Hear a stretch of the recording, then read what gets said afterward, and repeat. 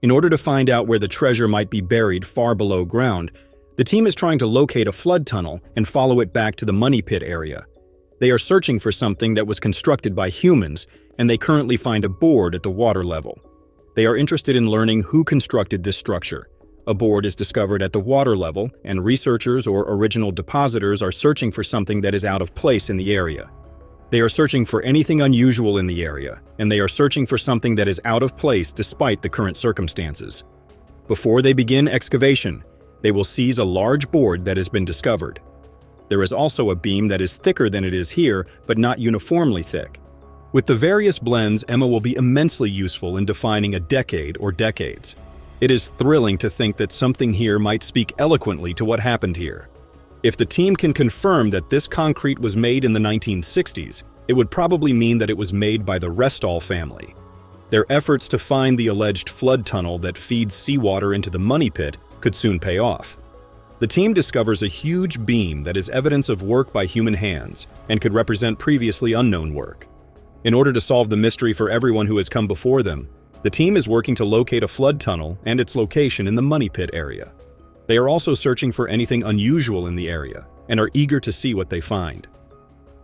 Later that afternoon, Marty Lagena joins them via video conference in the war room, where Craig Tester, Rick Lagena, and other team members meet. Archaeometallist. At Smith's Cove, Emma Culligan recently found enormous slabs of concrete that were made of a straightforward cement mix.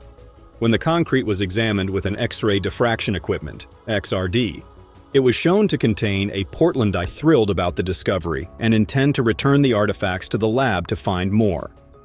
Emma discloses that the cast iron stove door features a starburst design that resembles the button discovered in the stone feature on Lot 5 in 2023. This design may be connected to the medieval button discovered in the stone feature on Lot 5 in 2023. Emma explains that although cast iron stoves date back to the middle of the 18th century, their manganese content places them in the middle of the 19th century. To assist them solve the riddle of Oak Island, they must learn the stove's design. The plot centers on a group of researchers at Smith's Cove who are looking for the fabled flood tunnel, which is thought to have fed seawater into the original money pit. Craig Tester and Rick Lagena lead the team, and they are searching for the vertical shaft that may be the shaft they are looking for. They find wood near the vertical shaft, where the Restalls placed wooden forms down the hole. The team is excavating deeply into the shaft in the hopes of finding fasteners or other evidence of its construction, and they discover a modern nail that they believe to be the Restall shaft. This contemporary nail may provide a crucial hint that the team is getting close to discovering the wooden frame or forms constructed by the Restall family in 1961, when they poured concrete into the vertical shaft. As they continue their excavation in Smith's Cove, they come across remnants of the Restalls' operations, like a broken spike and a rounded beveled point. If they are able to pinpoint the location of the vertical shaft, they should be able to locate the flood tunnel since it leads directly to the treasure. The team is committed to digging and finding clues to the location of the money pit in Smith's Cove. In the northern section of the triangle-shaped marsh, the team is looking for other potential caches of hidden goods. They found a piece of shaped wood 3 feet underground, which may be connected to a building nearer the surface or another one farther below. As the excavation progresses, the team is committed to finding answers and staying focused. Archaeologist Jack Begley teams up with archaeologist Fiona Steele and her assistant Todd Length to explore a mysterious foundation close to the shoreline.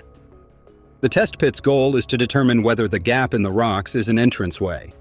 The added benefit is that this is the section of the whole structure that has been located.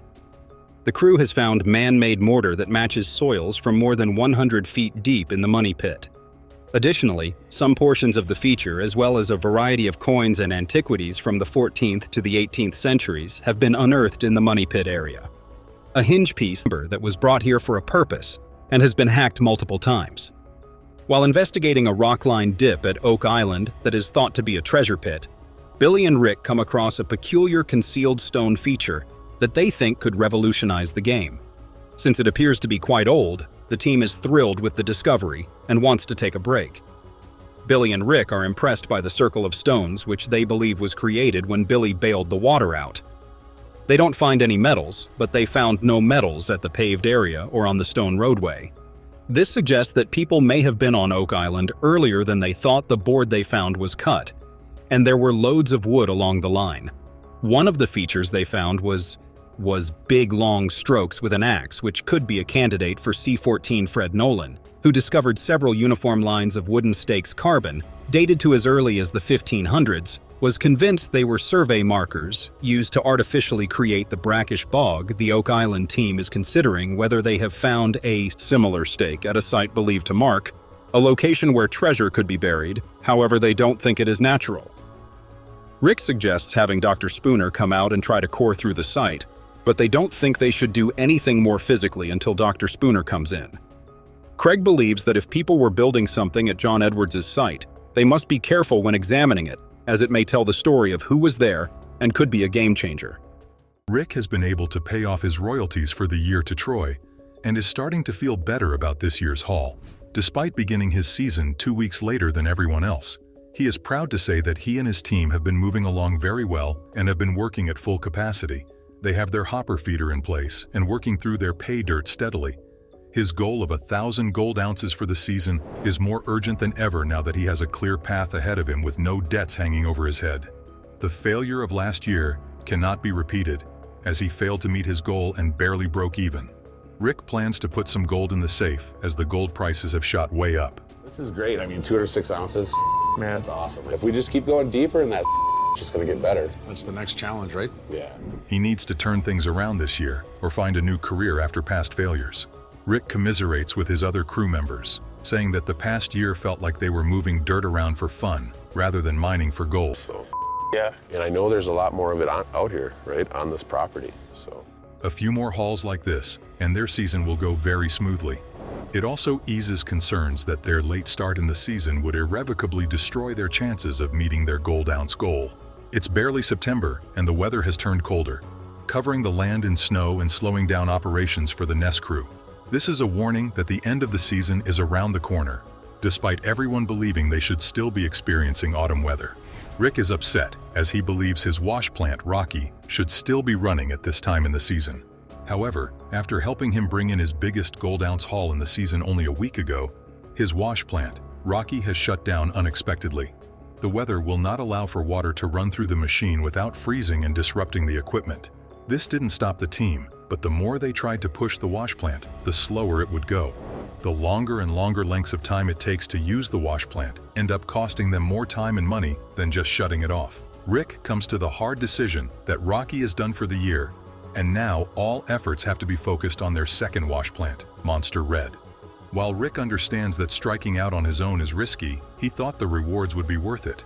A lot of people doubted he would be able to survive on his own like that, but so far, Rick has been able to prove them wrong. However, now with one wash plant down and the weather getting colder by the day, he is starting to have doubts. This is only his third season on his own after leaving the Klondike and finding the big gold in the mountains.